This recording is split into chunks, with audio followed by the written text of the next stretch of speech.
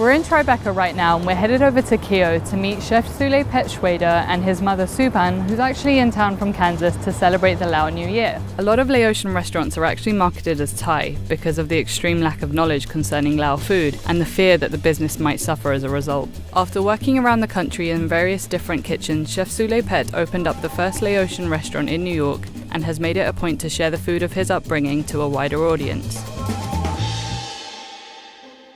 I always tell people that I was born in Laos, but I grew up in Kansas.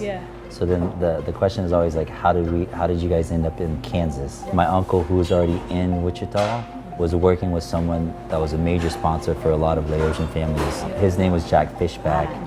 He was always considered the godfather of the Laotian community. The other thing that people are surprised about is that there is a decent Laotian community in Wichita. So growing up, my mom cooked traditional Laotian food.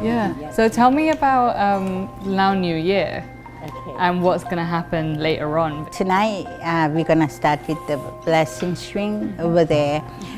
And the whole idea is to let the bad spirits out and then bring the good spirits in. So the menu tonight is really based on all traditional Laotian dishes that I grew up with. You know, I try to tell people there's no wrong way to eat it. You have sticky rice as the base. I think there's a saying, we're the children of sticky rice. Laotians are. I've heard that. I want to be a child of sticky rice. And we have fish jerky, which actually my uncle, he goes fishing for crappie and he'll split it and his wife will sun dry it. And then there's always smashed papaya salad. If you went to any Laotian household, these are the dishes that you would get there. Now I'm going to bring something up because I can spot a Hennessy label a mile away. Growing up, weddings, funerals. Birthdays. Get them right. Hennessy would be at the party. When my mom got remarried in like '97, it was like 8 cases of Hennessy at the party. And you're gonna get shot, not mix. That's a party though. Thanks to the ever-giving Mekong River, fish is at the forefront of Laotian food. Sauces are always found on the table to dip into, and jiao som, also known as bang bang sauce at khe-yo, happens to be extremely spicy. Jerky in general is a way to sustain food, but in this context it allows you to taste fish prepared in a different way.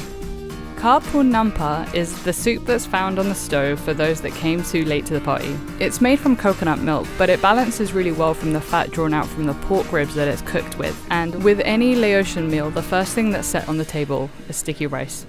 Alright, Mom, you wanna do the blessing? This year, come in, bad thing, go out. 3 good, and good. New Year's coming, the string gonna bless you and protect you. Thank you so much. Thank you. Thank you. I feel like this isn't even the whole spread and it's already looking amazing. Of course it isn't. I'm just in sensory overload right now. Laotian people tend to eat with their hands, so you can put the cutlery and chopsticks down. Where would you start? Sticky rice. Sticky rice? Okay. Make the balls. Can you bring the lab here? Okay.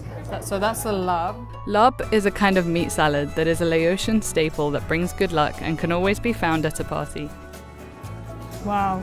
That's kind of spicy. I wasn't expecting it to be so spicy. So this jerky, I was told I can eat any part of this, so I'm gonna have some of the eye. My daughter loves you. The eyeball is good. Pompa is like a stew, but it has a thicker, more reduced consistency and it's eaten cold. You can eat with cucumber,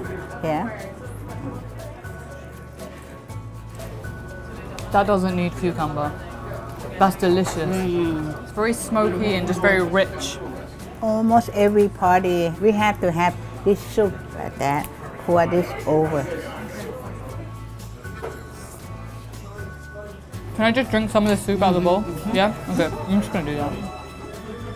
Mokpa is fish that's steamed in banana leaves with basil, dill, lemongrass, and it seems simple, but the way it's prepared helps retain an unbelievable amount of flavor.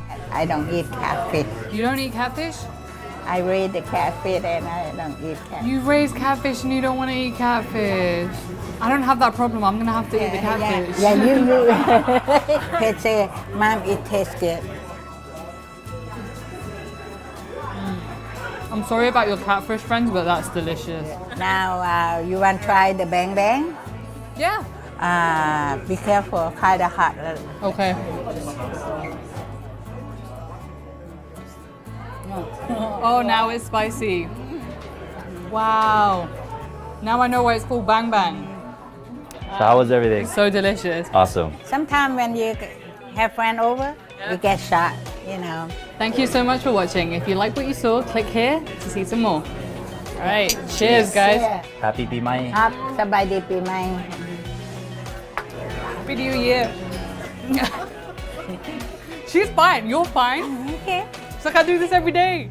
The richness of Ethiopian culture is evident in its cuisine, and we're in Bushwick to meet Khadija Saraji over a plate of injera and to talk to her about the coffee ceremony that her cafe is named after, Bunna.